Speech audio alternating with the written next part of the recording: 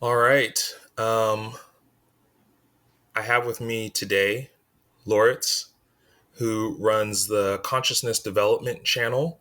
It's a channel I've been following for quite a few years now.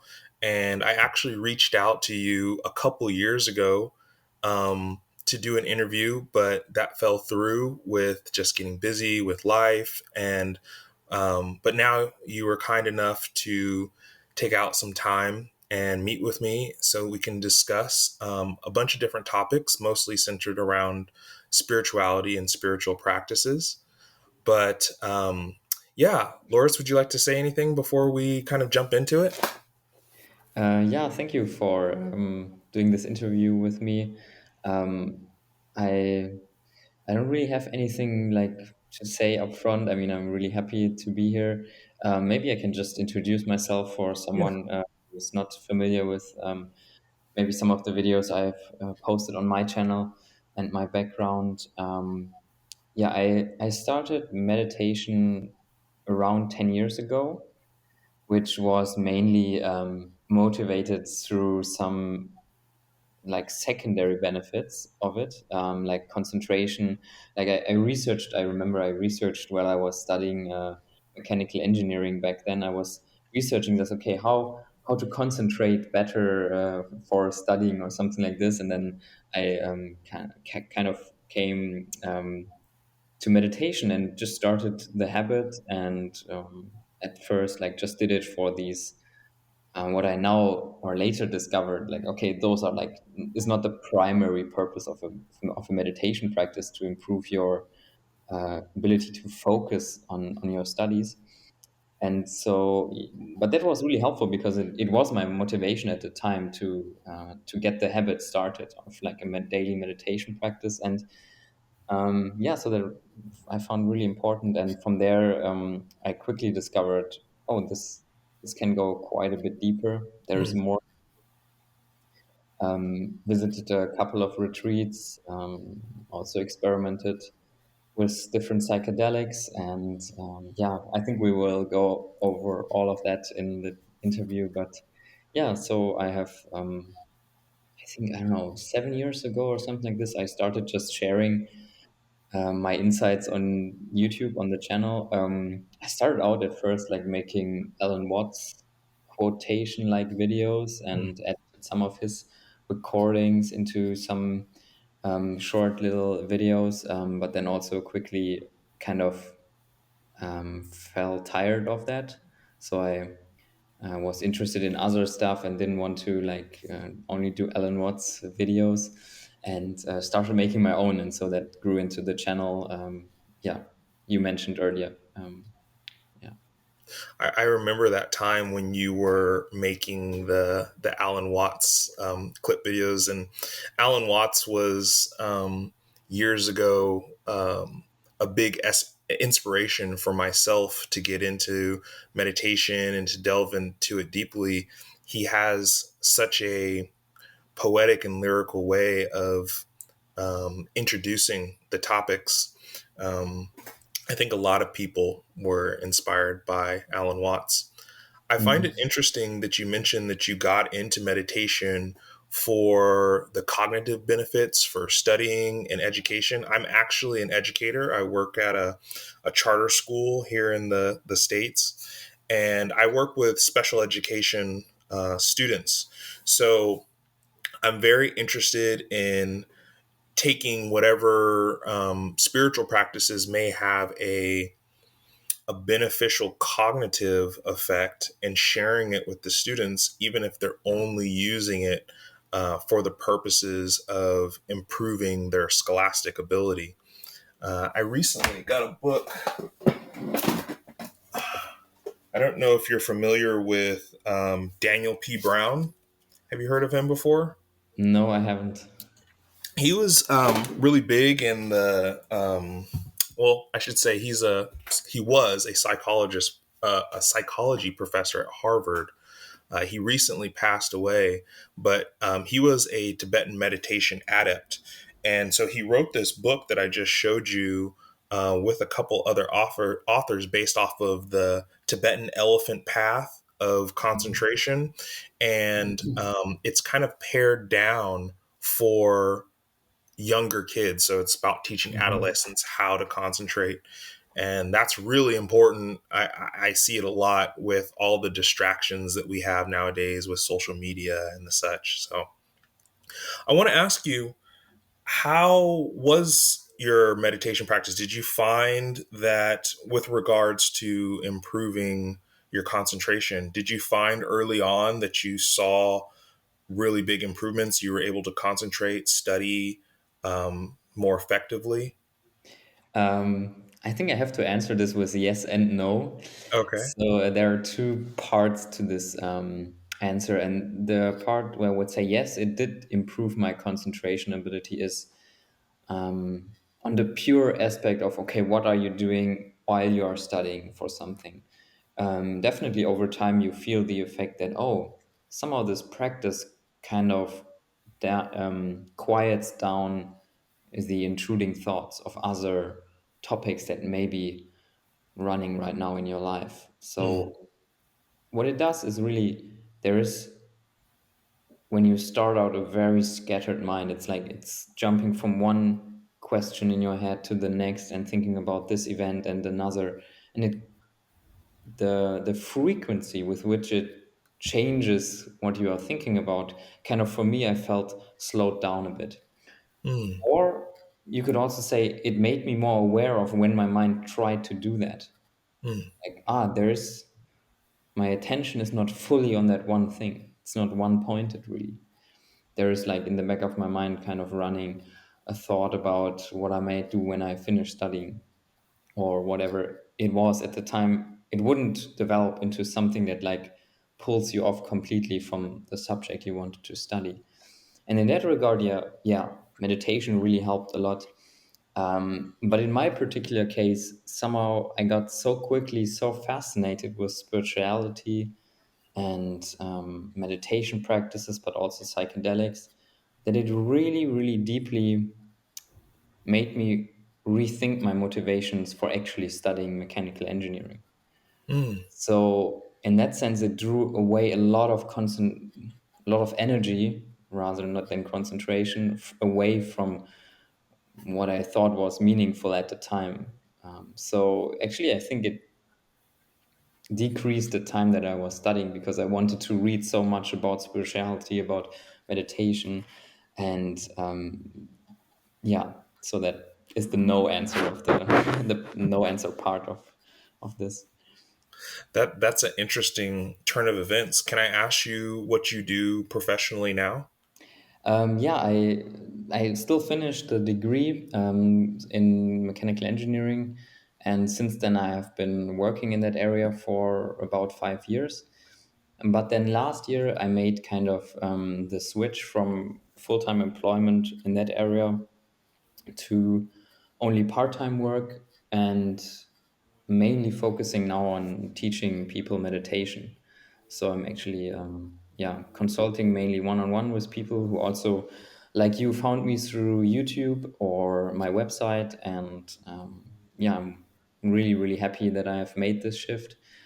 Even though it will probably never pay back financially in the same way that something more materialistic does.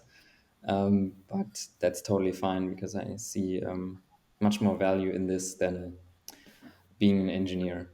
And if Yeah. you're not with your full heart into something, if you're not, and this is especially true for meditation, if you're not fully into it with like when you are meditating with your full being and you want to be there, then it will not bear fruit. And it was the same in my engineering work. Actually, because I wasn't in it so fully, I actually still already knew like, okay, I want to do something else eventually. It never bared the fruit that it maybe could have, and never really grew into something that I was passionate about. So yeah, there's that. Would you say a side benefit of going to more of the part-time work is also that you have more time for personal practice, or just being able to be more aware throughout the day? Yes, very definitely. This is also very true. It was one of my motivations. just aside from all the insights that I had already, I knew there was much more mastery in the field of meditation for me to acquire, you could say. So I Mm, wanted to really ramp up my practice time, which just is limited when you are gone for a job for like 10 hours a day. mhm. Then yeah, and also it's also to a large degree not about time but about your mental energy. Yeah. Yeah, because the evenings usually there is not much left in you after a cognitive day of work. So yeah. Yeah, I have a 18-month-old little boy. My wife was nice enough to take him out of the house and go visit my in-laws so that I could have a quiet space to do this interview. But I can echo that sentiment. I quickly realized that my practice had to change when he came into my life. And I primarily will meditate before he wakes up and after he goes to bed because it's Mm. pretty difficult to do it otherwise. But I still struggle with the challenges of that lack of mental energy. You know, when you throw in the stressor of the delight, but also the stressor of having a young child, um, you really realize that your mental energy is a resource that has to be you have to be very careful how you allocate it and if you want to be able to use it effectively. So Yes, yeah. yes, definitely.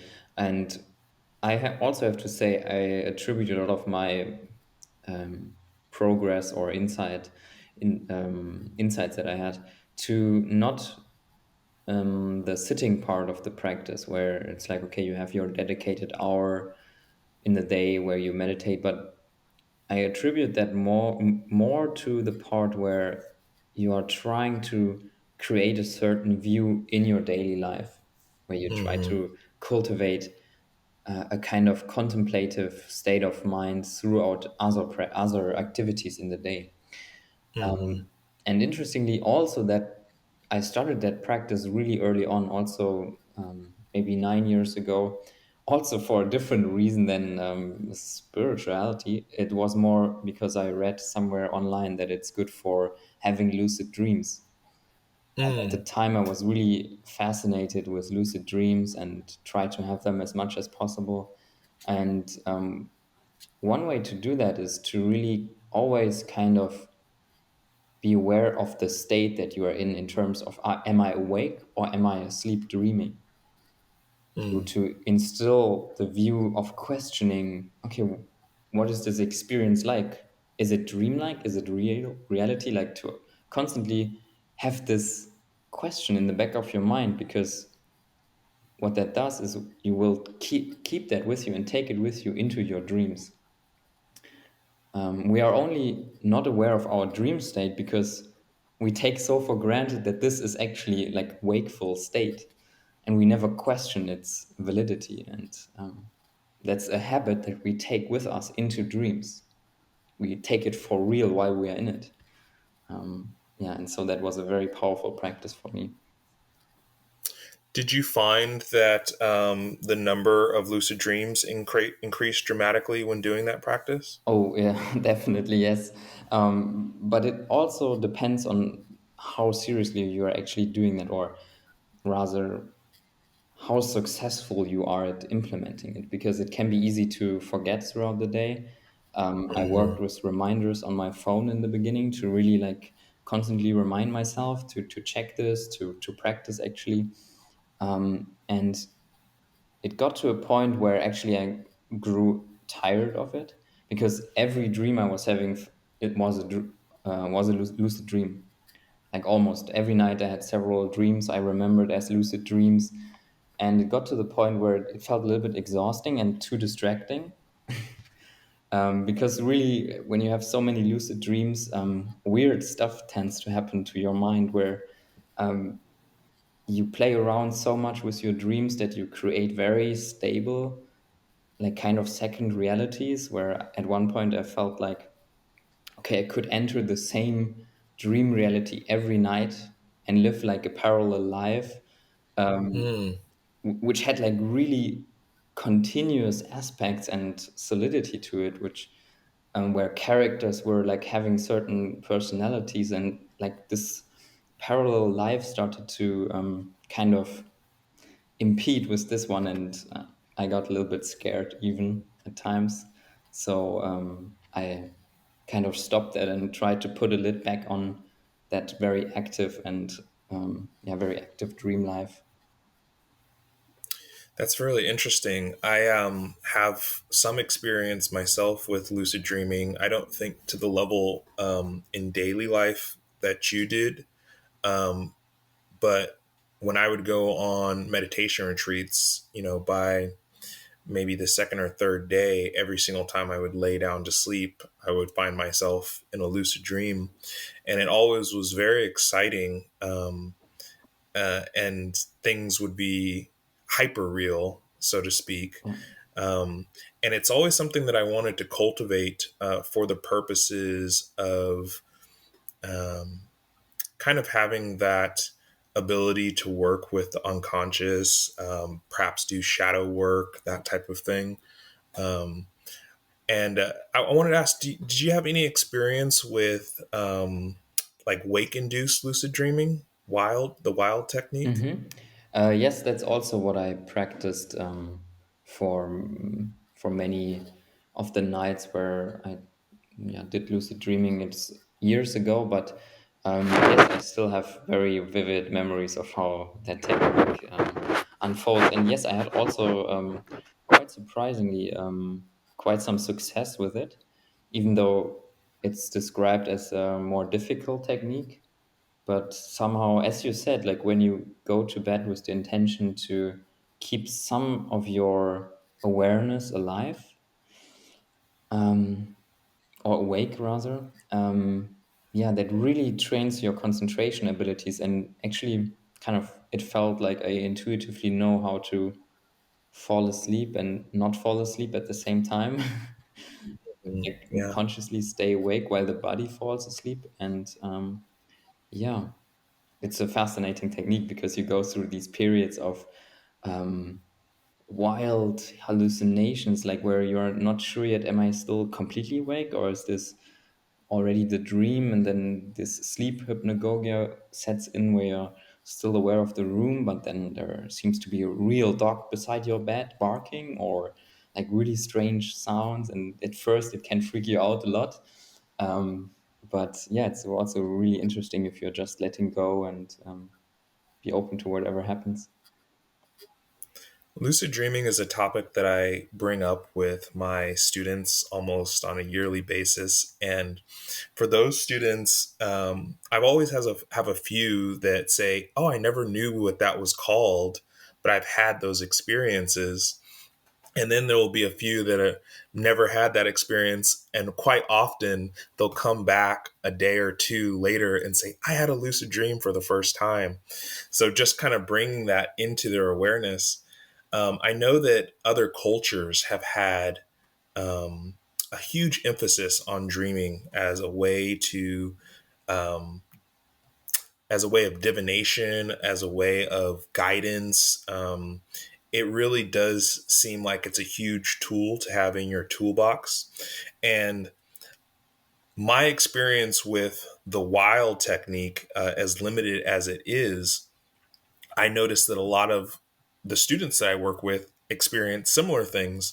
And there's kind of like this stage of um, you're resting, your eyes are closed, and you can kind of feel this sensation of falling backwards. Mhm. Does that sound familiar with the wild? Yeah, you have this sensation of falling backwards, and then the hypnagogic imagery can start. And if you don't freak out, you can find yourself in that dream state. And a lot of people that I've talked to have gotten to that point where they feel that sensation of the body falling backwards, but then that always causes a jerk like reaction that wakes them up. Um, what What did you find that was useful for lucid, with regards to lucid dreaming, when it comes to your everyday life and then also your spiritual practice? What did you gain from that? Yeah, I gained, especially for my spiritual practice, a lot of extra time. Mm, So at one point, I just started to use my lucid dreams in order to meditate. Or interestingly, after I had some psychedelic experiences, to take psychedelics in dreams. And the interesting thing you find is that you can actually, just by imagining to take the drug in a lucid dream, replicate the experience to an almost indistinguishable degree. mm, And yeah, you just dream that you pull out some magic mushrooms out of your pocket and you take them, and suddenly, like, this experience unfolds that's identical to what you experienced previously when you, like, let's say, actually took this psychedelic substance. Yeah, so I don't know if there's anything more helpful to spiritual practice if you bring with you the ability to have lucid dreams. Because as you mentioned earlier, like, lucid dreams, they are already an altered state of mind. They are kind of closer or more open and more malleable than your everyday consciousness, which is really, it feels like solid, hard, kind of difficult to actually see its structure. mm, Because what we are basically doing in meditation practice is trying to lay open the structure, the filters that we are all looking through at the world. And so mm, having some of them already removed, or actually just having the knowledge that, oh, I'm in a dream, so actually everything should be possible, that already makes you think about, okay, why is it then this way that seems so everyday like? And you start to intuitively work with ways of how to change your reality. Like, what is it like to, in a lucid dream, at first, you have to learn to go through walls. It's not easy because your mind, so from habit, creates such solidity in which is not solid. And you have to learn to let go of that created solidity and actually learn to walk through walls, or to just change your scenery instantly to anything else, mm, to teleport basically, because why not? It's in a dream. And by doing that over and over again, you learn kind of intuitively how to feel into what makes your mind create these apparent solidities out of nothing. And yeah, mm. that's really, really helpful. So lucid dreaming is, I think, if you can work on or are interested to work on that early on, it's of great benefit to spiritual practice. I read an article years ago about a man who used lucid dreaming to make, like, pick stocks on the stock market. And he would create a room in his lucid dream where he would enter, and there would be a supercomputer, and he would just plug in his question, and the supercomputer would spit out an answer. And what he found was that he was very successful with his stock picks, and it almost seemed like he was plugging into the natural supercomputer of our unconscious mind.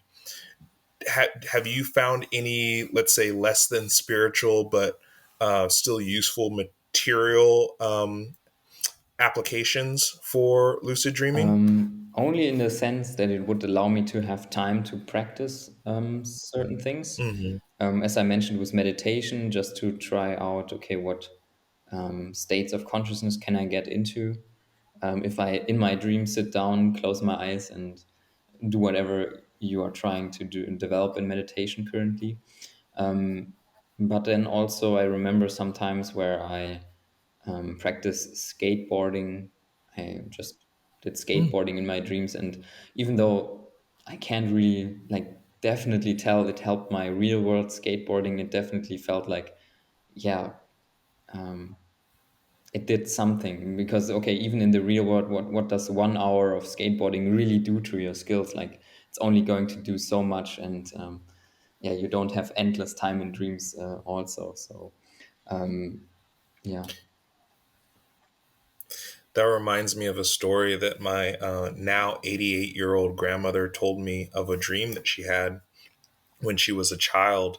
She was attempting to learn how to twirl a baton, like a band leader would twirl a baton when they're doing like a marching band type of demonstration.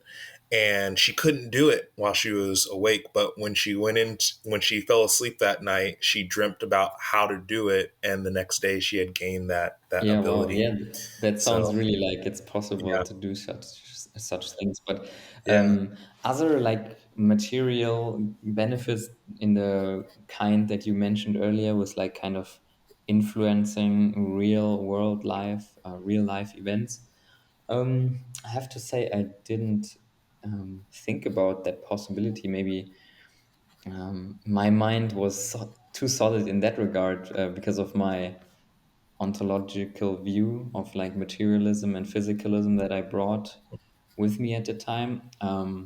Yeah, but yeah. I have heard of the benefits of meditating in a lucid dream. Where did you find it easier to calm the mind, concentrate, gain insight along all those type of Oh, things? yeah, yes, definitely. It's like sometimes even so much that you think during daily life practice, like, okay, why can I not just be in a dream right now and then start practicing? It felt to me like you are instantly in the spot. You know, it's like in real life, it's like you have to work a little bit harder to get really kind of all the ingredients together to calm the mind, to really make it quiet and open up the spaciousness. But there in dreams, it's like Mm, as if you have the intuition to know where you have to go with the mind and just go there. And mm, it's opening up huge empty black space, like pure presence, and feels like you can just go through the jhanas like instantly almost, and like go through very very refined states very quickly. So for me personally, I have had only great experiences meditating in a dream. So, for those of the audience that may not be familiar with the concentration states of the jhanas, these are extremely deep levels. Depending on who you ask, they range from mildly concentrated to extremely deep levels of concentration where you can be completely unaware of the physical sensations of the body, um, kind of completely checked out from time. Those are all possibilities with these practices in the Theravada Buddhist tradition. I want to ask you about something that often goes along with the idea of lucid dreaming or the practice of lucid dreaming, and this is considered a to some, this is considered a city in Buddhist meditation. That's astral travel or creating a mind made body. Do you have any experience with that when you were doing your lucid dreaming practices? um, I think I had experiences that I would interpret, or that would be interpreted by people as astral travel. But at the time when I was researching, okay, what is actually the difference? How would I tell if I'm just lucid dreaming or if I'm really astral traveling? And for me, I came to the conclusion that actually they are two different words for the same experience. Hmm. So it depends almost entirely on your view of the world, of what you are experiencing, which terminology or which term you put on your experience. But um, from the pure experience aspect, I would say there isn't really a difference that you can tell between lucid dreaming and astral travel, because of course in lucid dreams I traveled to like different galaxies and planets, and like had this idea of switching into different lives of other people. And as I said, I had this like kind of second life character that I was dreaming up, and really felt like, okay, I'm living this life with real people on other planets with very different flora and fauna and societies. And so there was this like, okay, aspect of, okay, I'm not this body anymore. And did I travel now really astrally to some real realm or to some dreamed up realm? I came to the conclusion that it's all just lucid dreaming. That were my, Yeah, yeah. very interesting. Yeah, it's very interesting. I guess it would be very difficult to Mhm. differentiate the two. Yeah, because what criteria do you use in order to distinguish them? And you would find that it is the view that you bring to you with the experience. It's a belief. It's not something you can find in the experience. You could say that it's not in the sensory modalities. Um, you could have two identical dreams, and one person with a certain view interprets it as a lucid dream and the other as astral travel, because it's what you believe about reality basically that makes these distinctions. Mhm. I do know I've read some books by Robert Monroe. I don't know if you're familiar with him. Maybe, but He not wrote a lot of really. books on out of body travel and things along those lines. And he would do little experiments where he would like go visit friends and then report back what was going on to them at a certain time, and it would be oftentimes very Mhm. accurate. So it's really interesting. I think this is a good segue into talking a little bit about psychedelics. This conversation has brought up in my mind some of the work of Stanislav Grof. Are you Mhm. familiar with Grof? Yeah, he would talk often about um, odd experiences that he was able to induce either through the clinical use of LSD or through a method he developed with his late wife called holotropic breath work, which, for those of you who are unfamiliar, is basically an extended period of what looks like and probably is hyperventilation. Do you have any experience, maybe not with the psychedelic side, but with the breathwork side in inducing altered states?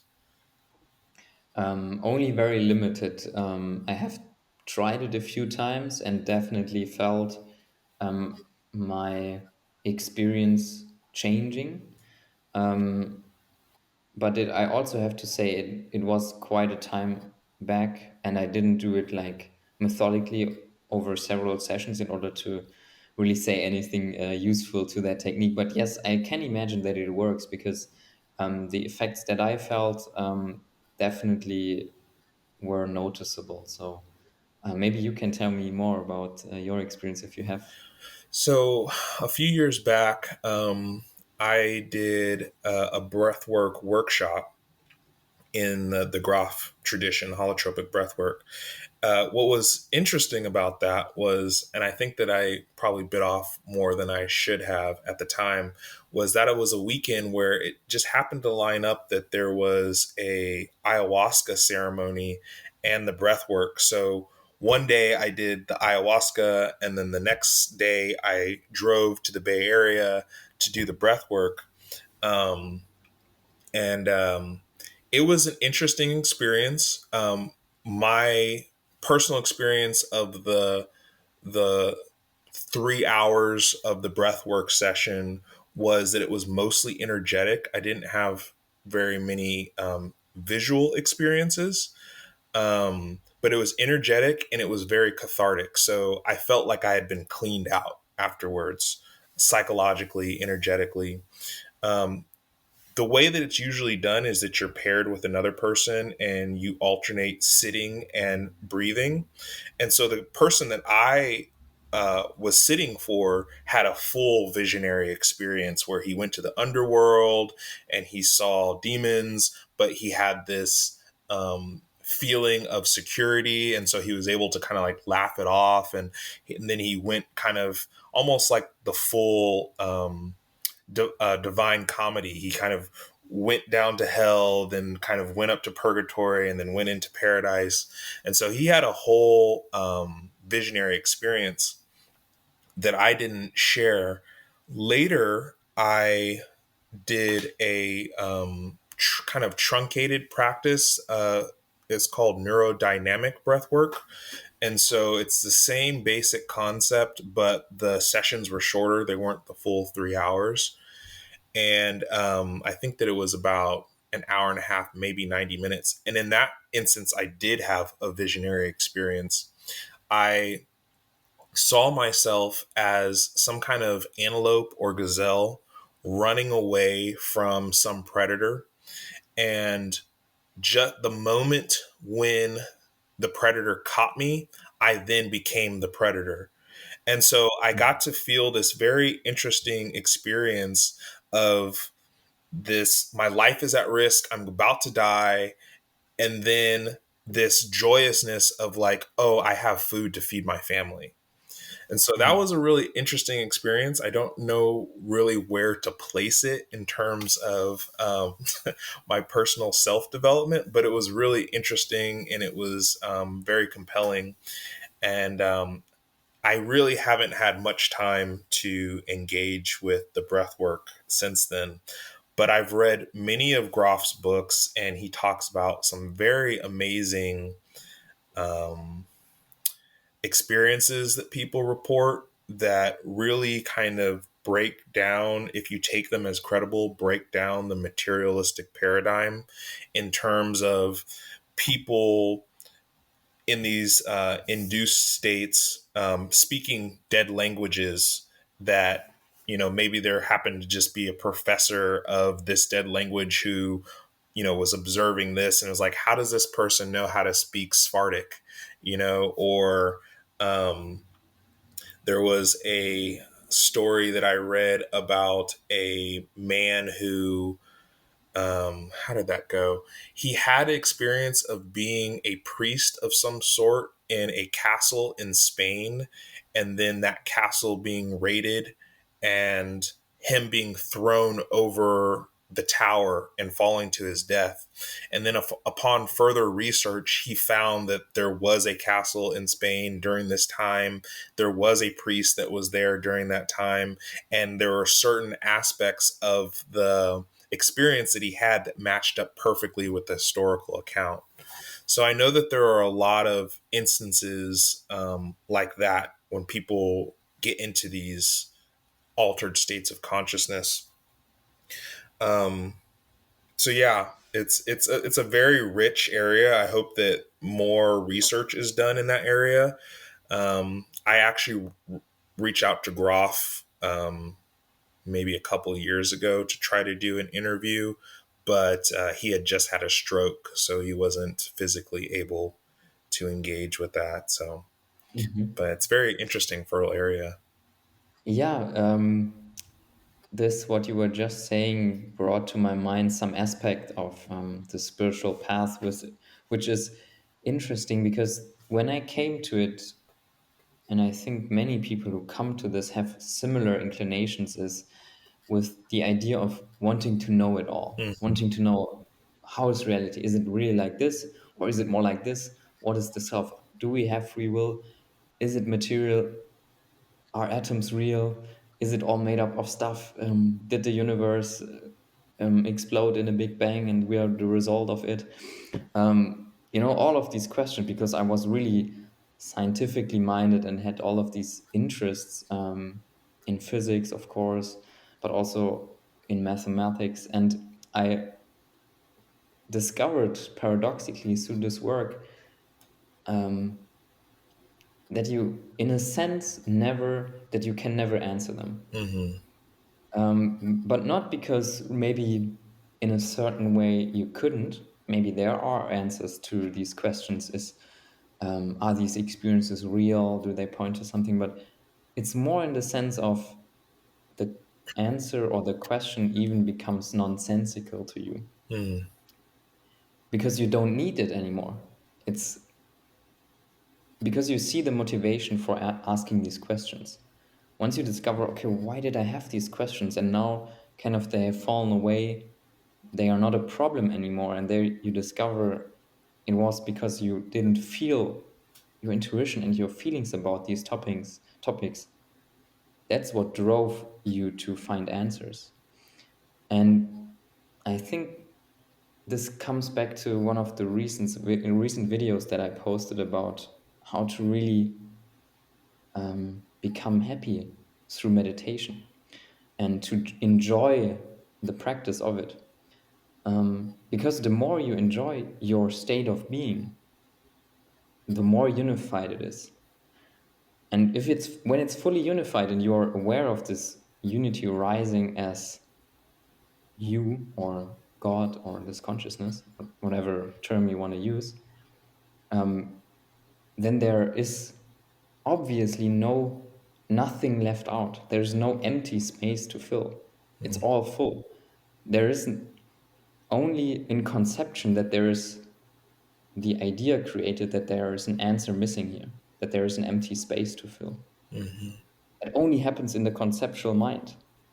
And once you transcend that, on another level, all of these questions don't are not necessary anymore.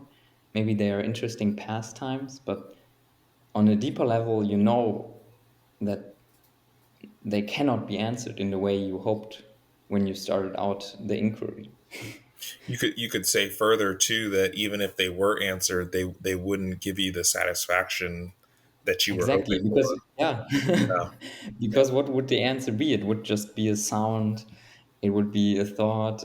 You could write it down, maybe you could make a formula out of it. But at the end of the day, that's something you see, hear, feel, taste, or touch. You know, it's You know, I kind of felt similar about my experience with psychedelics, in that I would have these big experiences, and I wanted to dive deeper into them. And more recently, I've kind of grown. There's grown a disinterest in me towards these larger experiences. I must say, though, I saw the video that the most recent video that you did with Frank Yang talking about the benefits to the psychedelics on the spiritual path. And it kind of reinvigorated a little bit of an interest. I don't think that I'm in the place at this point in my life to do that, the exploration in the way that I'd like to, or the integration the way that I'd like to. But it has given me some inclination to re-explore that aspect. There was a time where I had a lot of experience with psychedelics. Maybe we can talk a little bit about how the psychedelics have been beneficial for you, what your initial experiences were, and how that informed you going forward. yeah. Um, so I started, or the first trips I also had towards the end of my studies. So I was maybe 23 at the time, so they're like 7 years ago, and the experiences were very mixed, as psychedelic trips tend to be. So there were a couple of at the time very pleasant trips, but then they were also followed up by a certain really unpleasant experiences. Um, and I have to say, I didn't understand that at the time, but now looking back, they really loosened my grip on this reality to a degree that actually brought me to the point where I was able to consider some of the spiritual teachings as potentially truthful. Hmm. So they showed me things that had definitely had the benefit of shaking up this already kind of very solid view that I had developed through like studying physics and mathematics and thinking about the universe in dualistic terms of okay, materialistic and science. That's the foundation of our world, and it will find the answers in a particular way. And I was used to that way, and psychedelics quickly showed me that that's very limited. Hmm. And so they actually planted the seed, you could say, of curiosity in me, of saying, okay, there is something that lies outside of what I can explain, of what I can research and understand through that certain lens of physicality, of materialism. And in that sense, I'm really, really thankful for what psychedelics did to me. But down the road, the years that came, they actually didn't play that much of a role for me. They Mm-hmm. definitely didn't help in great ways of training my concentration, of training to learn what the mind is actually doing in different states of consciousness, and learning to play and manipulate that and actually know all the ingredients of joy, of all of these different states of mind, and what pain is, learning to deal with that. And um, that is really where I see meditation is invaluable and cannot easily or simply, maybe it can, but not very obviously, simply be replaced by just taking something and um, not having a certain approach. Because I think there is a lot of potential in psychedelics, but there also you need to know how to work with them. It's not Mm-hmm. just you take it and then boom, your life is completely improved from that point onwards. Yeah. It takes also an approach. But maybe you can share some of your experiences as well, because you said you had quite some different kind of experiences. Um, I um, I, I will be happy to talk about that. I just want to clarify. You're in a Nordic country? Is that correct? Yeah, I'm in Germany, right? Okay. And what are the laws surrounding psychedelics there? Is there? I know that in the Netherlands there's some legality. How is it in Germany? Yeah, it's not legal. I think there was a time, yes, or it's still possible to get some variants of LSD that are legal, like some altered versions of it, like 1 CP LSD, Hmm. but they will probably be banned soon as well, I've heard. So yeah, it's mostly illegal. But as I'm living close to the Netherlands, it's easy to just go there for a couple of days and have it legally, or just yeah, source it from there, let's say. Yeah. Okay, that's good to know. Where the laws are loosening up in a lot of places in the United States. I know that in Oakland, I think almost all forms of psychedelics, which is in the Bay Area, almost all forms of psychedelics have been legalized on the city level. So that just means, I guess I shouldn't say legalized, maybe decriminalized, meaning that they won't pursue criminal charges or anything, and personal use is not frowned upon, at least from the law, and a few other places as well.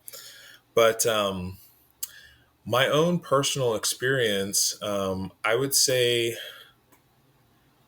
the first time I did any psychedelic, I did a very high dose of LSD, and I think what I pulled away from that experience was simply that. Um, I could hold two contradictory experiences in my awareness at the same time. Um, and also just this idea that there's a lot more to the world that we don't usually experience for whatever reason. I, in my own conception of it, from what I understood from the research that I've done, it seems like the default mode network, which I like to think of as like the neurological instantiation of the ego, is basically a filter that removes certain parts of our experience so that we can function in a survival context. And so it opened my eyes to the possibility, like, hey, we're kind of living in an illusion, or at least a greatly truncated experience of the world, and there's more out there. And if we can kind of start to get out of our own way, we can start to experience those things. I had another really large experience with psilocybin mushrooms, and the takeaway from that was not so much spiritual as I, it kind of like borderlines the spiritual and material. I remember looking around my bedroom and seeing all of my stuff and thinking, okay, I've got one of those, one of those, one of those. Okay, I'm like a good human being, right? Like I've got all the necessary human being things. And reflecting on that, I realized it really broke my attachment to material things. I was like, I don't need any of this. And I became quite a minimalist after that. I mean, I slept on the floor for years, had very minimal things besides books. My friends would call me eccentric, but I think that that really was one of the things that really changed my behavior, um, and how I approached life in general. So not so much spiritual practices, but just life. And I'm trying to think. It's been so many years now. Um, I feel like I kept on going back to the psychedelics to try to have some of those experiences that I would read other people talk about. And I did have experiences of, seeing the light, or, an infinite void of space, um, things along those lines that may line up more with what we consider traditional spiritual experiences. But I think that you echoed this a little bit, that I kind of grew a little bit weary of the experiences. And maybe that's because of the way that I was coming at it, that I was seeking something instead of just allowing these experiences to occur. Um, uh, I think that, and I've told this to many people, that one of the things that I liked so much about psychedelics was not so much the experience, but the afterglow, and how my mind was so open, spacious, and quiet, and how I just really enjoyed living in that Mhm. space. You know, I could just sit quietly, be with my body, and be very content. Mm. So that was something that I really enjoyed with psychedelics, and that I could see as something that I was also accessing through my spiritual practices. I don't know. Maybe you can comment on that if that brought anything to mind, or. Yes, indeed. There is something that, or one perspective that I would like to share, from which maybe to understand what you just uh, laid out. And this is, I think it's an analogy that's often used in spiritual teachings. It's if you imagine the mind is like the surface of a lake, of a water, and you could now imagine, or also the listeners vision in your inner mind, when you are sitting besides a lake, and there's actually, it's surrounded by trees, and there's one scenario where it's sunny, but there's also a lot of wind, and you would look on that lake on the surface and you couldn't see anything of the trees that are actually reflected on the other side of the lake. Mm, So when you are letting the mind settle in meditation, those trees on the other side of the lake, they become clearer and clearer. And then there will be the point where there are only like slight ripples on the surface of the water. And you can almost see what is reflected. You could almost like have a clear picture of it. But then there is like almost a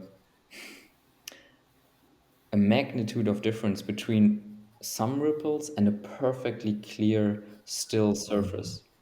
Where imagine you can see the trees reflected so clearly that you can see the individual leaves and everything on that water. It's perfect. And this is kind of like how the mind feels eventually through meditation. It's complete mm, peacefulness. And I think what you just described, that meditation, that psychedelics put you in that state where afterwards you feel like, "Ah, somehow there's space. There is like because what I think what you mean by space, if I relate that to my experience, is a sensation of everything is okay, it's open, it's not constricted, it's Hmm. harmonious. And so there's, yeah, as you just said, it feels spacious. You're not so constricted by all of these concepts in your mind. The veil is, so to speak, lifted for a while, and this feels very pleasant. And so one way to describe meditation experiences or psychedelic experiences is in terms of how the frequencies in our mind gets harmonized, so that everything is eventually like vibrating in the same frequency, which feels very nice. It's so peaceful. It's very peaceful, and that's also one of the approaches, or things you can bring with you in your practice, is asking, how can I make this experience right now more homogeneously, maybe vibrating in the same frequency? There are different ways to think about this or to visualize it, um, because that's also like some way to understand the jhanas. For example, the progression through the jhanas is, okay, how can I make this whole space of awareness come through as one thing, so that it is just wholeness without any dividing lines in between, or in the experience, in between the senses. Like there are differences. You distinguish the sense of the body from the hearing, from the feeling, and through the jhanas you want to unify all of that into one spacious, open, crystal clear reflection of, yeah, what you eventually see then reflected as your true nature in there. Yeah, the experience of deep concentration, and I'm cautious to use the term jhana, because depending on the tradition, there's different standards.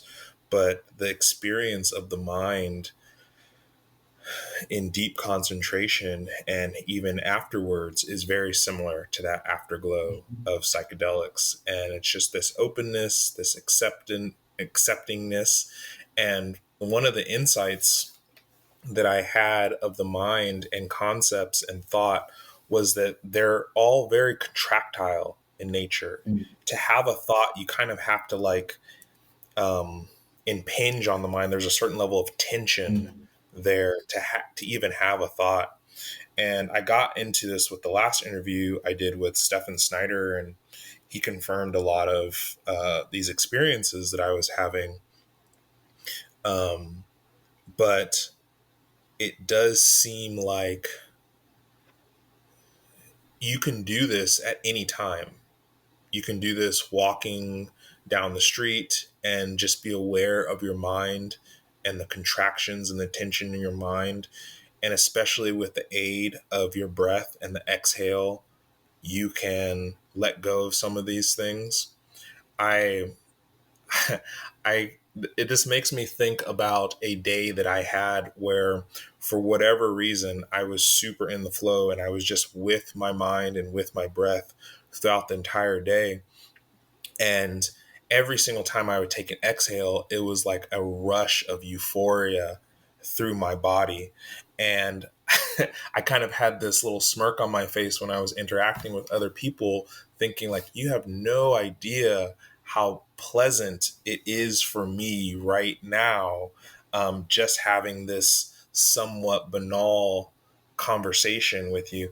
I've never really been able to replicate that to that level, but it showed me that, and I think that there's some science to back this up, that the default of the mind is kind of mm, joyous and happy, but we overlay on top of it all of these tensions, contractions, concepts, emotions, feelings that really take away from this bright, luminous, spacious, open mind that is just inherently joyful. mm.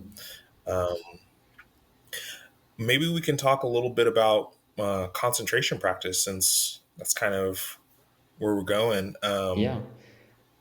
What you just said triggered a certain thought within me, which is something that took me quite some years to understand, even though I think I heard it beforehand, but it's not so easy to understand for someone who just gets into meditation. And it's related to concentration practices, which is how do you actually create that um, view on your experience that you just mentioned, where it's more inclusive, where it's more open, more wide, more accepting. And in a sense, that's not very different from what you're doing in meditation. It took me Mm, some years to learn how to actually concentrate in a very deep, meaningful way, not in the way that you usually do it on tasks in everyday life, where we are so trained to think about concentration as something exclusive. It's okay, I want to concentrate on this thing, and in order to do that, I have to exclude a lot of other stuff. So mhm, the approach that the beginner is going to take in meditation is trying to exclude. It's going to try to push away distractions, to just concentrate on the breath, for example. mhm, But actually, concentration, successful, like jhana like concentration, is achieved through inclusion. So you have to kind mm, of make the breath or make everything of your awareness be included in the breathing. So that's like your whole being, you're breathing with your whole being. So that finally there is nothing excluded anymore from that breathing. Everything is in yeah. that state happening kind of as the breath, like the distinctions fall away. That's what like true concentration could be conceptualized, I think, more appropriately for meditation purposes. Yeah, that's a very good point, and I can say that in my own personal practice, cultivating concentration, one of the things that I've found very useful recently is almost viewing the breath as a black hole that any other sensation that comes in just gets sucked into it. It becomes part of it. Um, but I've also found in the past that, and this is just to speak on this idea of not pushing things away, is that the mind has a natural tendency to settle if you leave it to its own devices. The problem is that we continually kind of mess and fidget with Mm. things. I like to use the analogy of like taking a handful of flour and throwing it up into the air. And then um, if you just watch the little particles of flour settle, the air becomes clear and pure. But what we tend to do is we tend to fan it around by saying, I don't want this, and I don't want this experience. I want this experience. Am I doing this well enough? And I've often thought that a lot of these subtle aspects of meditation aren't talked about in a lot of books. A lot of books, especially on concentration, they just say, focus your attention here or focus your attention on the belly. And whenever something comes up, just return your attention there. And to a large extent, that's true and it does work, but it can be extremely frustrating for the beginner. And so I've kind of developed a softer way of working with distractions. I think that having the insight that you're not your mind and your body and that you can observe those things without being identified with them is huge. I think that the loving kindness practices, even if you haven't done them formally, but if you have a disposition of kindness and gentleness towards distractions in your meditation, that is often very helpful as well. Like if you have a thought come up, instead of admonishing yourself because you didn't stay focused on the object of concentration. Instead, you look at the thought with gentleness, with kindness, kind of giving it its due. Like it arose, the kind of the way to think about this is it arose because it wanted your attention. And if you just give it some loving attention, it'll go on its way.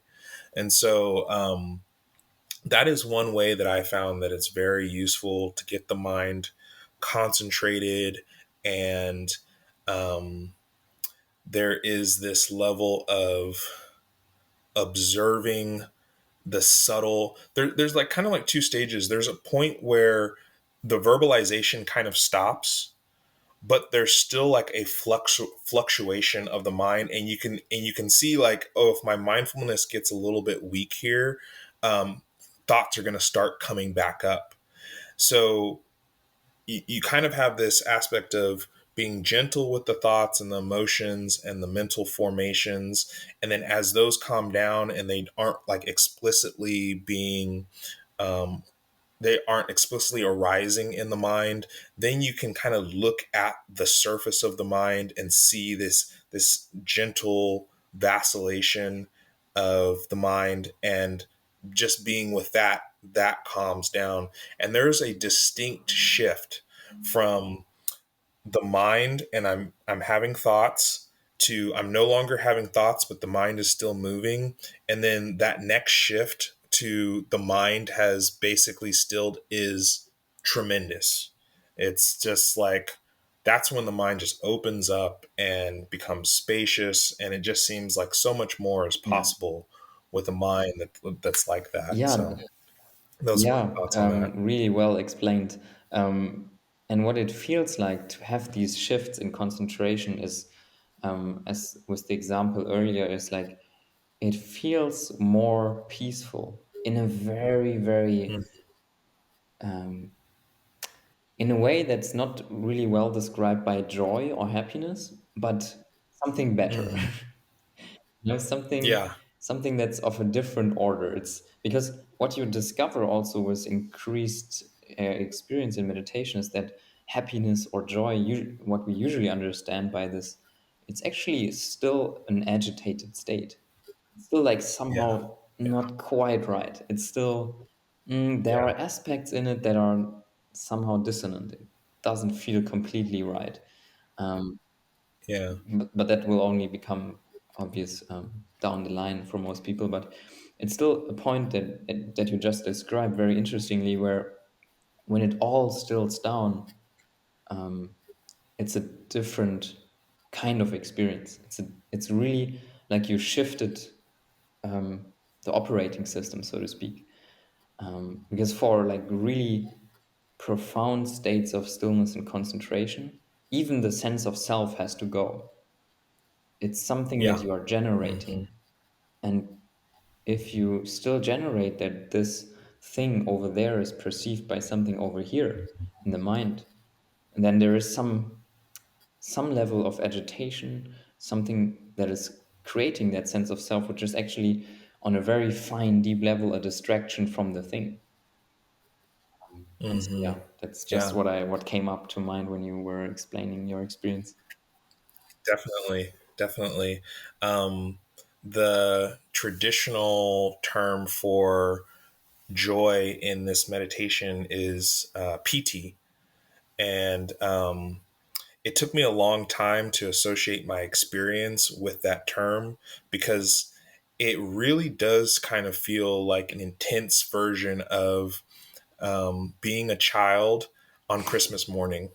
Right? It's just like, it's like this almost like energetic vibration. You're like so Mm. excited. Um, when I was on a retreat some years ago, and I would say that this is something that I experienced previously, is having this PT, this energetic feeling in the body being so intense that it's literally like throwing me out of my seat. And some of the traditional texts talk about that you kind of have to manage the PT to a certain extent. You can have joy that's too great for concentration. Um, and I had an experience on a retreat that was quite disturbing and scary to me. I related this in the previous podcast of feeling this intense PT after maybe about 90 minutes of sitting. Um, I was actually laying down at this time and feeling this intense PT go through my body, like, um, The best way that I can kind of describe it is as a sound effect, like brum, brum, kind of like this sensation coming up and moving through my body. And then the PT intensified to such a degree that the best analogy that I can describe it is it's almost if, and I'm kind of showing my nerdiness here. It's almost if somebody strapped you onto the front of like the Starship Enterprise and they're like, okay, Picard's like, let's go warp 10. And it just felt like I was being disintegrated into white light. And so this is somewhat similar to the wake induced lucid dreaming, where there's this sense of lack of control, and that can be very scary with regards to the concentration meditation. Now, this is from talking with Steven Snyder. This is probably a more absorptive and deep concentration, and some jhanas or some teachers would not need this standard for it to be a concentration or jhana state. But maybe that's a good opportunity to talk a little bit about the depth of concentration with the more deep forms of concentration. There is often a lack of awareness of the body, a lack of awareness of sounds, a lack of awareness of time, and it's often accompanied with the seeing of a bright light, which is called the nimitta. Do you have any experience or any comments in that sphere, in that area? Yeah. So for one, there are always different ingredients to your state of experience right now. To whatever experience you're having, it's always mixed. There's Mm-hmm. nothing that you can point to and say, that's my experience right now. Usually there's a lot of things going on in one moment of experience, in one moment of consciousness. And when you take out of this wholeness of experience the sense of self, it usually already means that one big distraction or disharmony is already removed. So, with the earlier analogy of the pond, of the lake surface, there is like one source of ripples removed, maybe water drops falling into it. Like the sense of self, you could say, is one center where like waves are forming from, is already removed. But that alone doesn't guarantee you that you have a smooth experience. There could be still other things disturbing the complete smoothness of the experience. And so, even before you lose the sense of self, many people experience through many years of meditation practice that they actually remove certain um, triggers that are disturbing the still mind, so to speak, and yet still have a sense of self. And for many people, that's kind of one of the last things to go. And in that regard, I can understand why some people have different degrees of describing the jhanas, because some people say, okay, it's a matter of degree. When you have removed these and these obstacles, or these and these things are present, that's jhana so and so. And certain other people have more strict kind of lists of ingredients that you have to fulfill in order to call this their jhanic experience.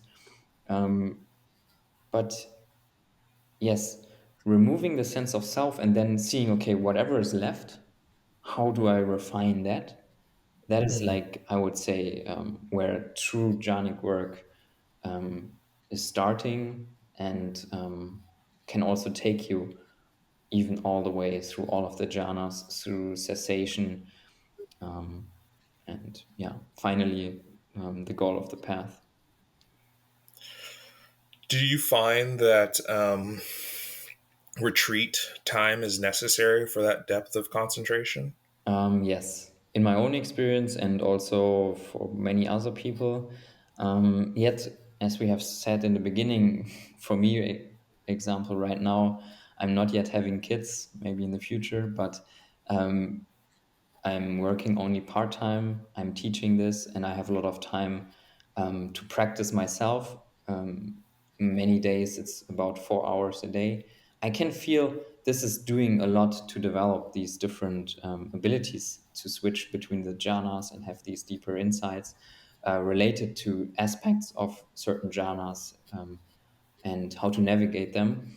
Um, but when I first came to it, it always were only the extended periods of retreats that really opened up these new levels, kind of, or these new abilities for me, or new realms even. I wouldn't call it abilities, because you get into it on one retreat, but you kind of don't really know what you had to bring with you to get there.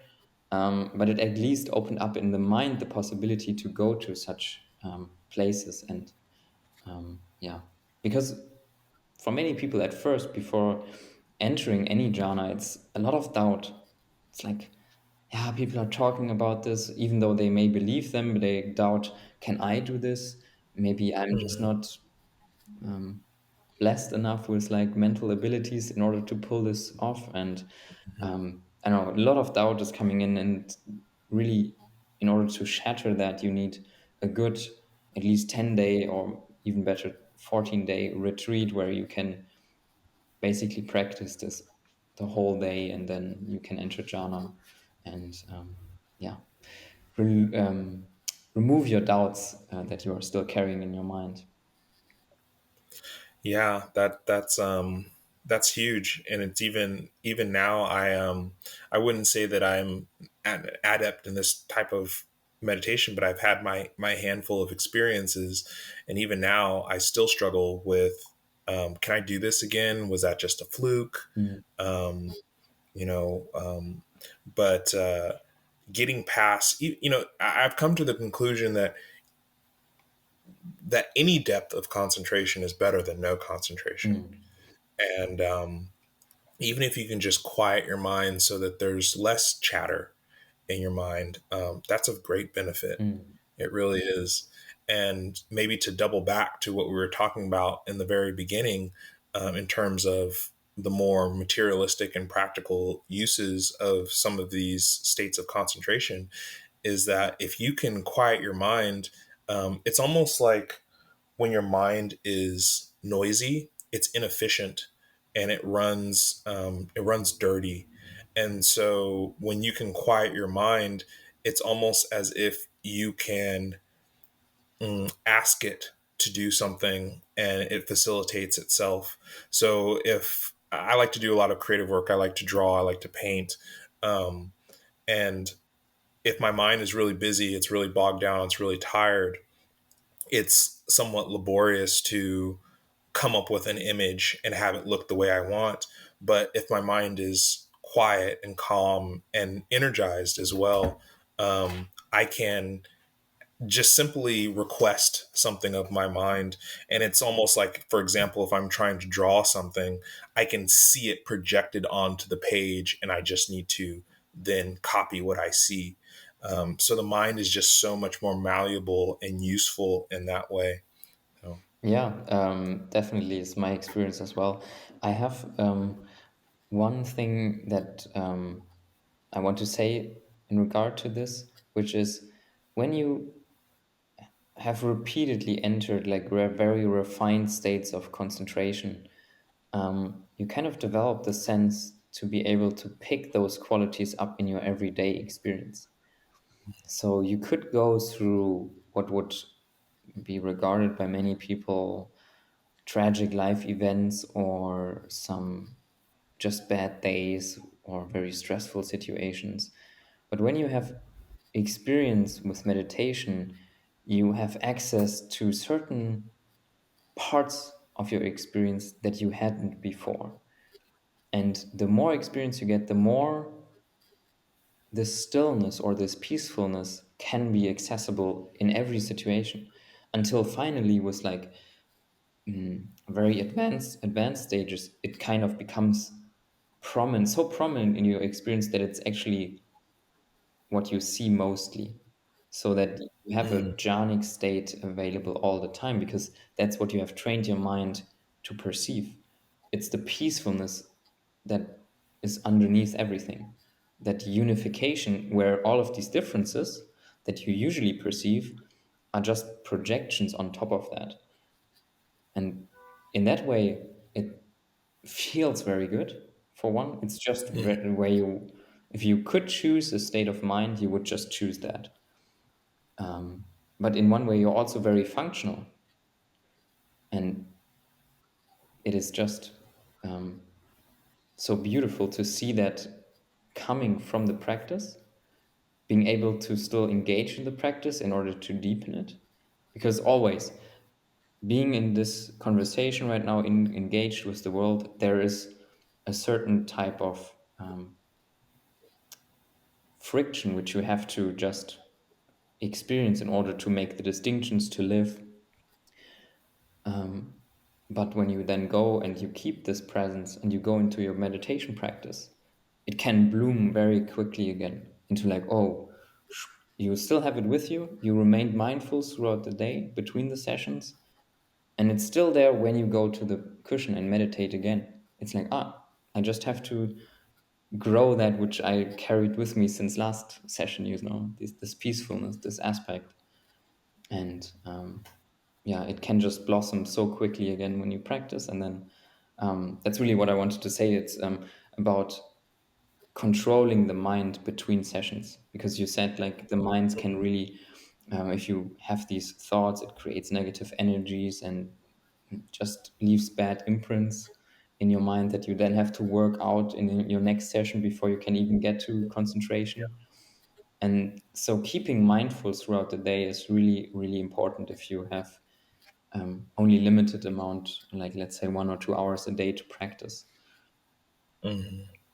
Yeah, that's a very good tip, and it's something that I've really tried to do more and more. But like you said, maybe I need to start doing the phone reminders, which is something that I have done in the past. You know, just set an alarm for every hour just to remind myself to be more mindful. But one of the things that I really try to do is stay grounded and anchored in my body and the physical sensations of my body, because that allows me to know like when I'm pushing too hard, maybe when I'm getting anxious, things along those lines. And um, in the past, when especially when I've been trying to develop certain levels of concentration, I noticed that, hey, if I meditate 3 or 4 times throughout the day, then I can see some momentum building. But if I'm only meditating once or twice a day, maybe I stay where I am, but I'm not really seeing a lot of progress in terms of the depth of my concentration. But I definitely want to integrate more of this level of awareness throughout the day. I remember kind of coming some years coming to the conclusion and awareness that, hey, you're basically supposed to meditate all the time. At first, it was like, oh, that seems so exhaustive. But Mm. you really do want to develop this ability to just be aware at all times throughout your life and throughout the day. So, Mhm. yeah. Yeah, you could think of this in terms of we are all kind of all going down a certain stream of experience. And this stream that we are going down, it has a certain momentum to it. And what we are trying to do is with meditation kind of switch streams. So at first, whenever you engage in a new practice, and especially with meditation and daily mindfulness, you have to employ first a lot of effort to switch the stream, Hmm. kind of from your default mode of perceiving things, of dividing them up, of just spending most activities in the mind. That's where most people have their center of attention. It's like Hmm. they cook, they clean, they go to work, they are at work at certain tasks, but they are actually in the mind of imagining stuff somewhere else. And breaking that habit, switching streams to presence, mindfulness, stillness, calmness, seeing that underneath the experiences, that takes a lot of effort at first. And yes, there's probably no way around this. Setting timers, maybe is establishing the habit of always feeling the body, its posture. At first, maybe starting to be mindful only when you're walking somewhere. I found that works well. If you say, just say, okay, whenever I go um, in my house or to work, when I go to the train or to my car, every step that you do basically, it's a reminder of, okay, let me feel my feet, Mm. establish this habit of presence, of mindfulness. Um, yeah, and it can help greatly to reduce that increase in friction between sessions, and then you can go into the session more present already, and it's easier. It's not that you have first to spend 20 minutes like working through your stuff and going into the mode that you have to go into, and then yeah, usually it goes a little bit smoother. That I'm glad that you articulated that. And like I said, it was something that I've been trying to do, but I feel now that I'm going to put a reinvigorated effort into that because I do see that. And with the busyness of my day, you're absolutely right. I have to spend the first 15 or 20 minutes kind of fixing myself energetically before I can even really attempt to focus in on one thing or be extremely present. So that's something really that's a very good that's a very good tip. Yeah, and what it also does, it will create a certain state of mind in which you're actually more productive in the usual sense. Hmm. Um, because just reflecting back, and everybody can do that with their own experiences. When are you doing your best work? Is it when you are feeling tired, sluggish, out of energy, or maybe in a bad mood or depressed? And usually not. So you do the best work when you're actually in it, when you're in the flow, when you are really feeling like, okay, this is what I want to do. And this is showing when you are in the moment, when you are completely aligned with what you're doing, you have more energy, you feel better, and you definitely want to be more engaged. Yeah. And so, just feeling and training your mind to be on the moment definitely makes you feel better. And therefore, you could also say, as a ego-based um, motivation, it will make you more productive in a sense, even though you're not outcome focused anymore. But yeah. That's very interesting. That's a very good point. I think that it would be, I don't know how much time that you have. You've been kind enough to be with me for about 90 minutes here, but I would like to touch on some of the insight practices. And we've been focusing on concentration. We've talked about lucid dreaming. We've talked a little bit about psychedelics. Um, Insight practice is, I would say, an area that I don't think that I've given enough attention to. I've Mm. had insights, um, but I think for a long time I was chasing those concentration states, which Hmm. can be a distraction, can be dangerous if you don't give enough due to the insight practices. And I've read, and I think that you've talked about this as well, Daniel Ingram's Mastering the Core Teaching of the Buddha, which really lays out at least his interpretation of the path and the progress of insight. Maybe you could talk a little bit about that. That could spark a little bit of discussion, and we can go from there. Yeah.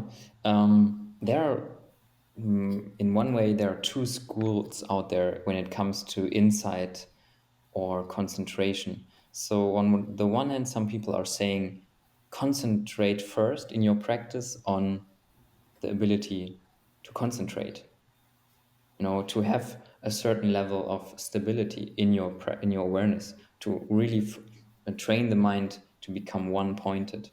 Hmm. um, and then there are others who are saying, okay, just go to insight practices, just go, look at the thing directly, look at the breath, look at the sensations, just do that, practice insight. So that would be vipassana. The other would focus mainly on shamatha.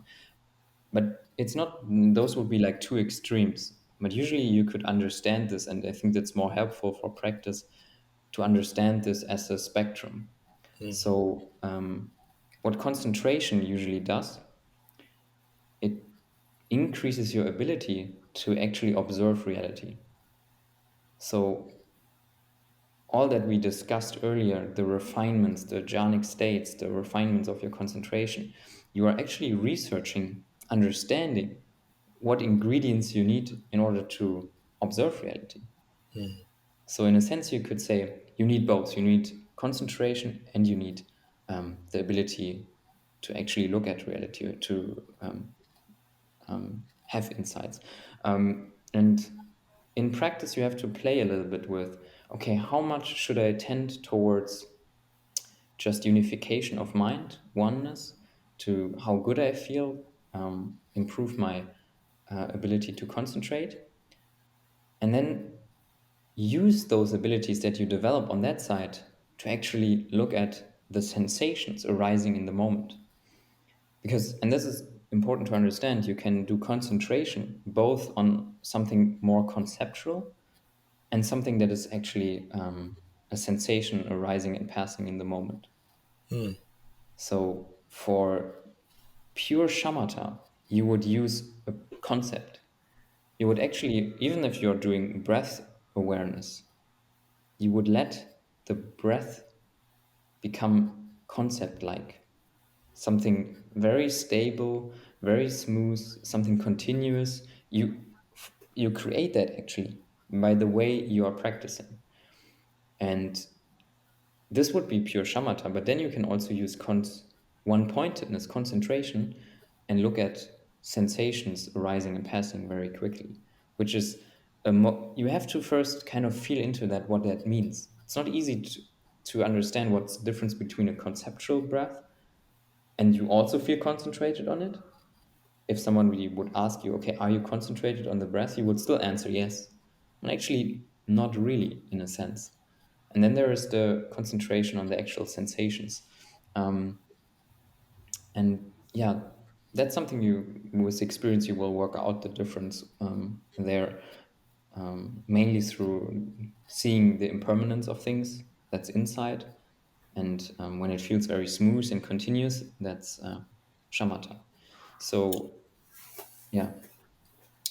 Um, in my experience with the working with the breath, you kind of go through a stage where you're seeing the different aspects of the breath, where it's the inhale, exhale, the beginning of the inhale, the end of the exhale, the end of the inhale, beginning of the exhale, the end of the exhale, the middle regions. And it seems like if you continue in that direction, just kind of breaking the breath down, that it becomes more of like an insight practice where you're looking at the little tiny components and sensations of that experience. Um, and that's very useful, I've found, to establish concentration because it gives your mind something to do. Whereas if you try to jump into the concentration and just look at the breath, but you don't look at its individual parts, it's very easy for the mind to run away in those interval periods. You can be with each breath, but in between, let's say the beginning of the inhale and the end of the exhale, your mind may wander and then come back and then wander and come back. So staying with all those little sensations really helps to build the concentration. But at some point, especially when you emphasize letting go, being peaceful, um, the breath coheres to when where it becomes so subtle that you don't really perceive the in and the out. You just kind of perceive a sensation almost like a touch, like it's just touching that area. And then over time, that physical sensation starts to take on visual aspects. And around that point, at least in my own practice, that's when the nimitta, or that bright light, will start to make its appearance. And that does seem very conceptual. It doesn't seem like it's of a material or sensate nature. Mm. Um, so if we continue this practice of breaking things down, if we're more on the other extreme of the continuum of insight and shamatha, um, what occurs? What happens if we just stay with those raw sensations Mm. in your experience? Yeah, usually if you just practice insight, if you just do vipassana, then there is the tendency for the reality to break up so that you are actually seeing the impermanence of it. If you become very kind of present, you see that it's actually arising and passing super fast, super quickly. The sensations are very short until you actually see that, wait a second, if they are arising and passing so quickly, it seems like they are just arising and passing in no time. Like they are already passing the moment they are arising. Mm, And it can, the ripple down effects of that, if you go down that road exclusively, is that it actually doesn't feel very nice to go through that. Um, the insight is very much restructuring the way you view yourself in a certain particular type of way. And proponents of this way, they usually say, okay, this is the real way to see reality. This is how it is, how you go through this whole spiritual process. But in my experience, it depends really much on how you look at reality. You could even in one session quickly, not very quickly, but in one session, switch from a pure vipassana view where you see the impermanence to a pure shamatha view where you actually perceive it as a continuous oneness. So mhm, you see, like if you do that over and over again and you play with the different views and you see that it's malleable, um, it actually produces another type of insight, which is the emptiness of everything. It's not one way or the other. It comes with a certain view. It's dependent on that. And so this pure vipassana view, it kind of, to me, it feels like it lacks a little bit of this warmness, this heart centered centeredness that usually is required when you do shamatha practice. As we mm. talked earlier, it's very pleasant, very joyful, very peaceful, and um, that's more characteristic of shamatha. Whereas vipassana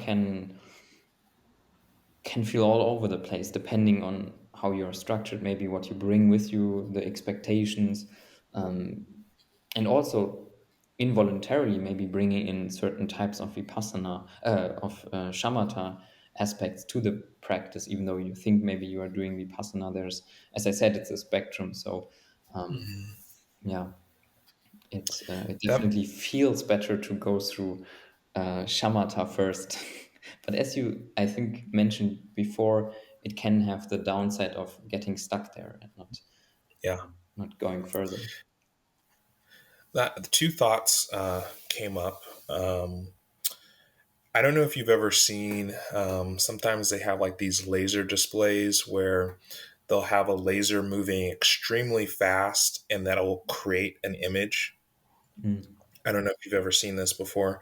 Um, it in my experience when doing some type of insight practice and my mind gets really fast, it's kind of a realization that the solidity of my experience is just made up of all of these sensations that are moving very quickly and give the illusion of solidity. Is that, am I going in the right direction with Yes, in yes. terms of the Vipassana? And it's also what creates this sense of separateness. So, oh, this one thing is something fundamentally different from another thing. It's actually because Hmm. you don't see that it is just individual sensations arising and passing very quickly, but kind of at different times, even though they are like maybe. Um, switching back and forth very quickly, but you don't see that it blends into something, usually into this one experience where it feels like, okay, this one thing is really outside of whatever you're experiencing right now, even though it's maybe just created conceptually, um, but for just very short flickering moments that you don't see clearly. And this is what you're trying to see with Vipassana. So if we stay with that experience of the flickering of sensations, and this solidity created by um, not being mindful enough, right? Um, it can lead to this sensation you had mentioned earlier of it doesn't feel very good, and I believe this is called disillusion. Hmm. Is that correct? Hmm. Yes. So, for those who are not aware of the progress of insight, by doing this practice of paying attention to your raw sensations, you have a few insights that lead up to kind of like a spiritual high. Hmm. This is called the arising and passing away. And then directly after the spiritual high is kind of a spiritual low, sometimes referred to as a dark night. And this can be the difficult and challenging aspects of a spiritual practice. So you have this experience of everything falling away, this dissolution, and what are some of the things that can happen after that? Yeah, one thing to that is, I think a lot of expectations play into the experience of the Dark Knight. So Mm, yes, it's mentioned also in many like Western Buddhist circles nowadays, but I think it's dependent on the way you bring in a certain expectation with you to that experience. It kind of solidifies if you expect that this is a thing, that this is something that you may get stuck in now, that you have to really struggle to get over. And one thing to learn from that is how important expectations are in this work in general. Because I think the Dark Knight really is something that the sense of self attaches to when it feels, oh, there is dissonant energy manifesting. It creates a story around that in order to, like, okay, it feels like the old part, the old way to identify these things have been discovered to be groundless. So it cannot be this basis of the self anymore.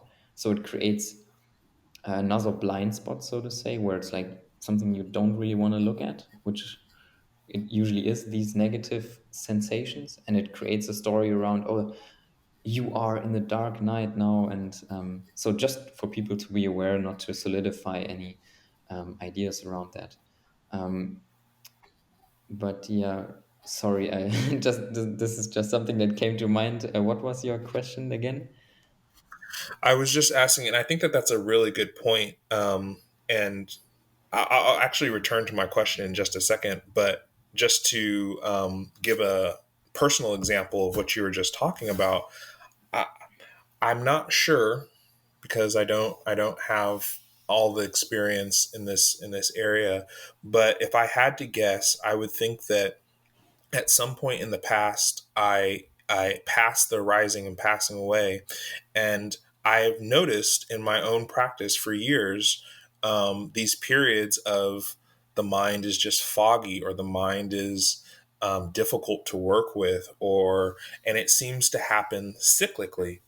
Um, so but one of the things that I've realized is the faster that I can realize that that's where my mind is and stop fighting it, Mhm. the faster it resolves, the Mm. faster it kind of takes care of itself.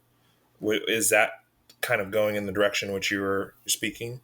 Yes, because usually what I meant by there are new blind spots created is exactly this.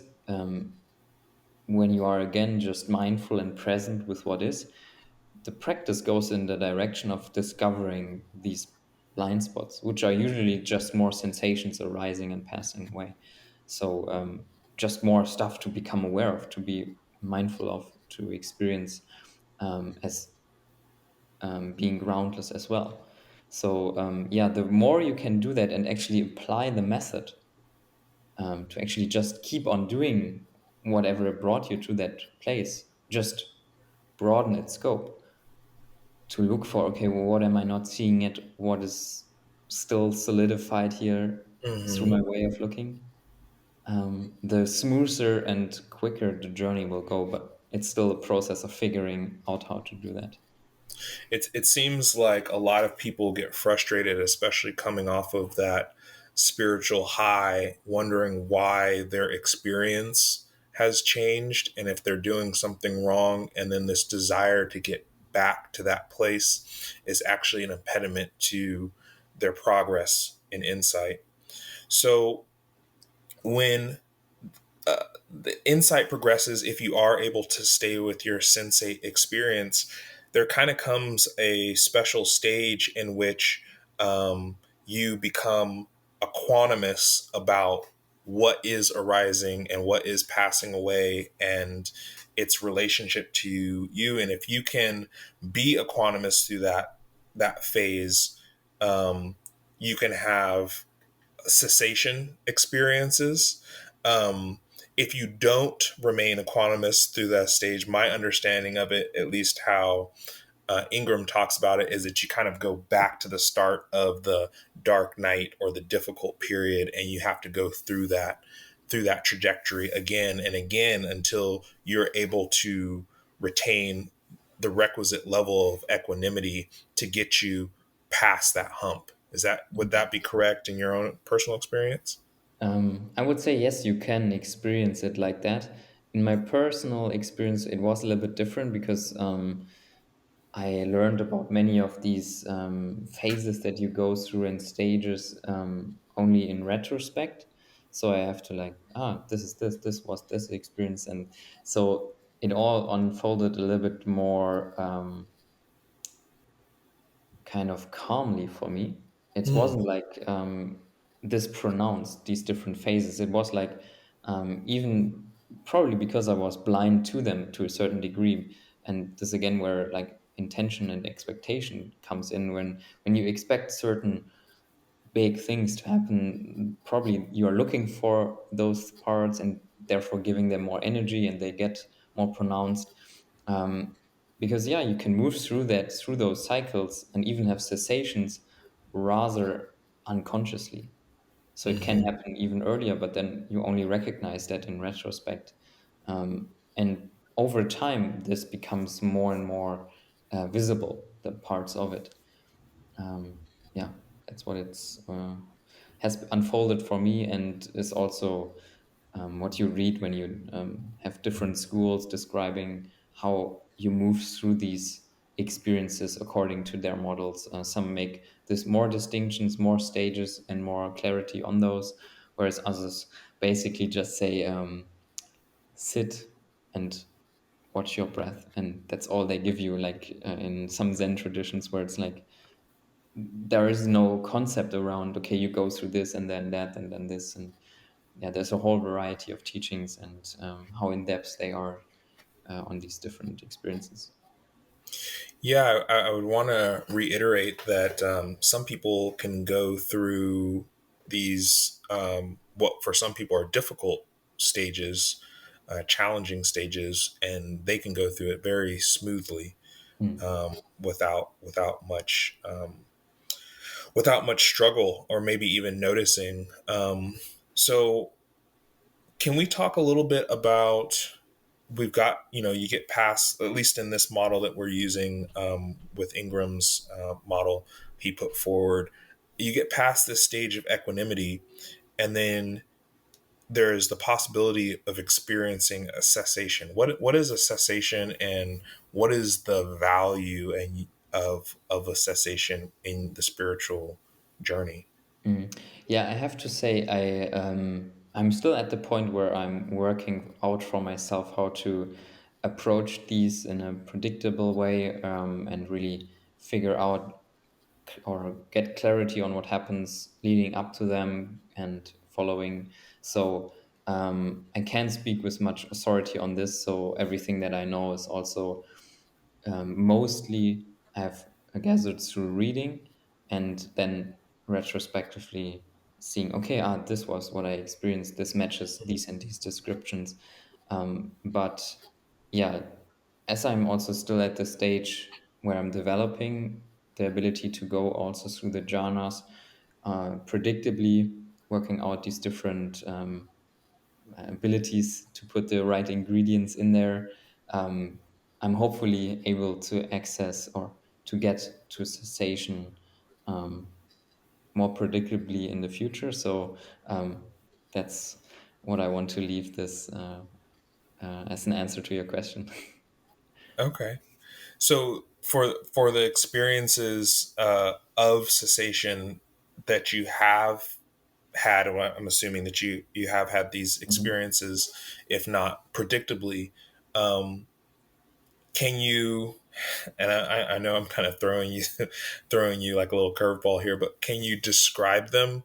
Mhm. Um, what you do know of them leading up, the experience itself, which ironically should not be any experience, and what the after effect was for you. Yeah, you the way a cessation is unfolding is usually very rapidly. When you know it's going to happen, it kind of already has happened in a sense. So when you are in the right, the conditions are ripe, and everything is there, it kind of can feel like the whole world is going to be instantly ripped away. Like everything that's maybe still there, any sense of solidity that you are still experiencing, it just goes goes away. And then it's like there's just emptiness without any reference points. So there is no space, no time, and you only make sense of it afterwards. It's like, oh my God, there was something big. There was something in my experience that seemed like a blank, but you can't put any word on it. It's just empty. And maybe you have to laugh. You have to, usually, it has a ripple down effect, this emptiness. You know, it's something unimaginably undescribable, huge, or infinite, even though these words only make sense in terms of time and space. But um, yeah, it leaves a noticeable after effect. Um, and a cessation can unfold in three different ways. So usually it is entered through either no self, where this is also my experience, where it's like there's from the inside out, it feels like there's nothing. It's like, oh, there's no self, and this is projected kind of onto everything. And if there's no self, then there's nothing. And that's kind of how it goes. Like um, every sense of self, everything that you see, that you have projected a sense of self on, is eradicated. But then there's also um, the door to enter cessation, which I haven't experienced, which is through suffering, where it feels like it's described like it's suffering is kind of going very quickly to infinite in a fraction of a second, and this is like too much for reality, kind of, and then it goes out, um, and yeah, the cessation happens. And the third one I have to pull from my mind. Do you know it right Is now? that the um, um, change? Like, so there's no, these are the supposed to be the three characteristics of no self, um, dukkha, or not dissatisfaction, and change, Hmm. anatta, I Yeah, believe. or impermanence. Yeah. Impermanence, yeah. Yeah, that actually makes sense. Maybe they are related. Maybe I haven't made that connection yet. That you enter cessation through these three characteristics. There, maybe that makes sense to why they are three. Could be.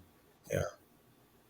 And Yeah. in the Theravada model, there's it's called a four path model of the stream winner, once returner, non returner, and arhat. and each stage is supposed to correspond to certain psychological changes. Having gone through the experience of cessation, do you feel like there's a difference of in Laritz before and after that experience? Yeah, it usually it tends to decrease those um, aspects that are reduced throughout the four path. So you Hmm. have, and I only can tell that through my own experience in retrospect because I hadn't had these concepts at the time. So I don't know clearly, okay, one cessation caused these and these attachments to fall away. But usually it's through several cessations you are reducing um, the illusory nature that you are creating before you engage in the past. So when you are Hmm. stream enterer, you have eliminated certain kinds of beliefs or illusions that you were believing as true before, and so yeah, those tend to get reduced with each cessation. It's my experience, and Yeah. I think it's also, as you mentioned, Daniel Ingram is one who writes very um, in detail about these things. So if someone wants to know about, okay, where am I on the path to judge? Okay, where is this going? What's coming next? Or it's really helpful to read his book and get some ideas about that. But also, as I said earlier, not everyone has to experience the path to such a degree of detailed and clarity, and also kind of the amplitude of the experiences. I feel Hmm. is going different for every person. Would you also say that people can experience cessations without even knowing that they've had that experience as well? Yeah, definitely, because you have to know what it is in order to like conceptualize it. Otherwise, you would just, oh, there was something strange. Don't know what happened. Something like this. You Yeah. will probably tend to overlook it, but also I think they are very rare if you are not consciously engaging in certain type of practices like Okay. meditation. Yeah. Yeah. Well, we are coming up on the 2 hour mark, and I feel like I could speak with you for another 2 hours Yeah. on topics. So maybe we can do a round two. That would be really cool. Is there anything else that you'd like to share or point people in the right direction, or maybe something we missed that maybe we should talk about next time, perhaps? Or No, it doesn't really come to mind right now. Just generally, yeah, people can, if they want to have some idea of what my teachings are about or what I share, what my experience was like, they can go to my YouTube channel, check out my videos there. Also to my website, it's linked under each video. Um, and yeah, just my hope is to just share the beauty that I experienced coming from these practices. So, um, everyone who's new to meditation, I would just encourage, build the habit, get started. 10 minutes a day is enough to build the habit, to get into it. And then, yeah, see where it takes you from there. And if your interest grows, and also a lot of reading usually is required to understand well and to keep the motivation growing, also on a conceptual basis. Yeah, and just it's a beautiful journey to be on, even though maybe sometimes it feels you're giving a lot, you're spending a lot of energy into it and not getting all of that back. That's what it can feel like in the beginning. But there will be a point where meditation will become kind of your center point of attention in life, where it's like, okay, this is, yeah, there are all these other things and they are cool too and important on a certain level, and you keep doing them, but meditation is like why you are doing all the rest, kind of, um, yeah, to a degree, to a point, and then it will also drop away again in a beautiful way. Yeah, so it's a beautiful journey to be on. I I once had a conversation with my wife, and she asked me, what's the most important thing in my life? And the standard answer is usually family and friends and stuff. But I told her no, it's my spirituality, because that informs my relationships with my family and friends. And I feel like when I pursue these things, I'm able to love more, be more present, really get the most out of my experience and my relationships. So I totally see that it does become the center from which everything else emanates from. So Yeah, yeah. Yeah, it's definitely because it's that one thing that leads to wholeness, to oneness, where, oh, yeah, you see, this led to that. It's cause and effect. And when you see that, what great effect a meditation has, you value it yeah, highly. And then, yeah, as you said, the rest of the life is informed from that. Yeah, so yeah. thank you for the interview. And yeah, we can definitely do another one in the future. Well, thank you for your time, Lawrence. Really appreciate Yeah. it. Bye. Bye.